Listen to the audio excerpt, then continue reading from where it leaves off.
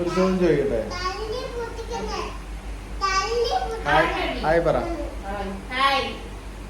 ചോദ്യം ഇതാണ്, ഒരു 4 ക്ലൂ തരാം. ആദ്യത്തെ ക്ലൂ എന്ന് പറഞ്ഞു കഴിഞ്ഞാൽ ഇതിന് ചോദ്യം അത് ഉത്തരം എന്ന് പറഞ്ഞാൽ 4 ക്ലൂ തരാം. ഇത് ഏതെങ്കിലും ഒരെണ്ണം പറഞ്ഞാൽ മതി. ഈ ഉത്തരത്തിന് 4 അക്ഷരമുണ്ട്. അതാണ് ഒന്നാമത്തെ ക്ലൂ. മലയാളം. രണ്ടാമത്തെ ക്ലൂ എന്ന് പറഞ്ഞാൽ നമ്മൾ പലപ്പോഴും പോകുന്ന ഇതിന്റെ ആദ്യത്തെ 2 അക്ഷരം. മോനെ ഒന്നും മിണ്ടായിരുന്നേ. ഇതിന്റെ ആദ്യത്തെ 2 അക്ഷരം ചേർന്ന് നമ്മൾ എപ്പോഴും പോകുന്ന സ്ഥലമാണ്.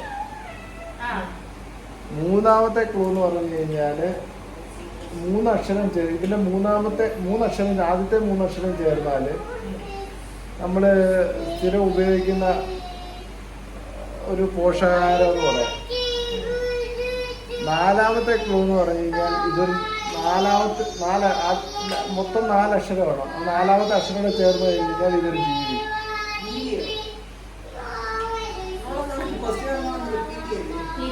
ഞാൻ പറഞ്ഞത് ക്ലിയർ ആയില്ല. ഞാൻ തെറ്റാണോ പറഞ്ഞല്ലേ? കറക്റ്റ് ആയിരിക്കും. 1-മത്തെ ക്ലൂ എന്ന് പറഞ്ഞാൽ ഇതൊരു 4 അക്ഷരമുണ്ട്. 2-മത്തെ ക്ലൂ എന്ന് പറഞ്ഞു കഴിഞ്ഞാൽ ഇതിന്റെ ആദ്യത്തെ മിണ്ടത്തില്ല. മിണ്ടാന്ന് മോനുടെ കേക്ക്, അച്ഛൻ പറയുന്ന മോനുടെ കേക്ക്. ഇത് 4 അക്ഷരമുള്ളതാണ് ഇതിന്റെ ആൻസർ. 2-മത്തെ ക്ലൂ എന്ന് പറഞ്ഞാല് നമ്മൾ സ്ഥിരം പോകുന്ന ഒരു സ്ഥലമാണ്. ആദ്യത്തെ 2 അക്ഷരം എന്ന് പറയുന്നത്. ആദ്യത്തെ 2 അക്ഷരം ചേർത്ത് വെച്ചാൽ നമ്മൾ പലപ്പോഴും പോകുന്ന ഒരു സ്ഥലമാണ്. മനസ്സിലായോ?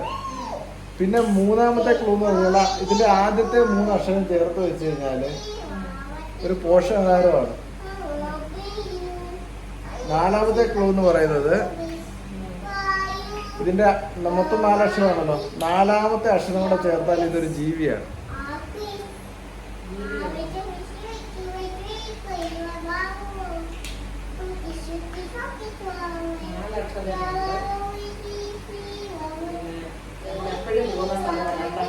ആദ്യത്തെ 2 അക്ഷരം ചേർത്താൽ നമ്മൾ എപ്പോഴും പോകുന്ന സ്ഥലം. 3-മത്തെ ക്ലൂ എന്ന് പറയുന്നത് ആദ്യത്തെ 3 അക്ഷരം ചേർത്താൽ ഇതൊരു പോഷകാഹാരമാണ്. 4-മത്തെ ക്ലൂ എന്ന് വെച്ചാൽ 4-മത്തെ അക്ഷരം കൂടെ ചേർത്ത് വെക്കുമ്പോൾ ഇതൊരു ജീവിയാണ്.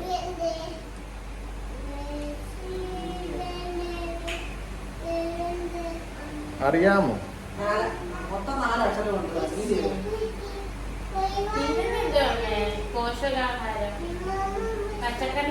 അത് 3 അക്ഷരം ചേർത്ത് വെക്കുമ്പോൾ ആദ്യത്തെ 3 അക്ഷരം ചേർത്ത് വെക്കുമ്പോൾ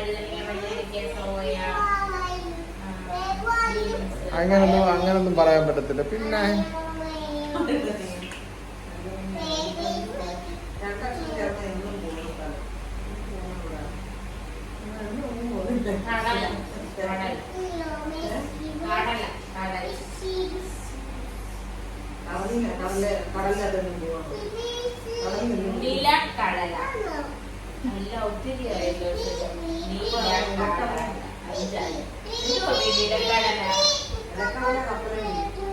നിലക്കടല ഏതാ ജീവിയാവുന്നത്?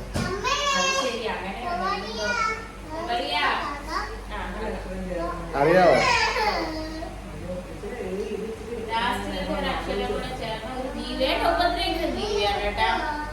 പറഞ്ഞു പറ്റില്ല.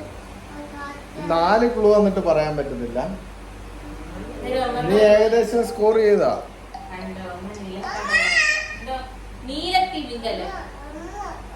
അല്ല,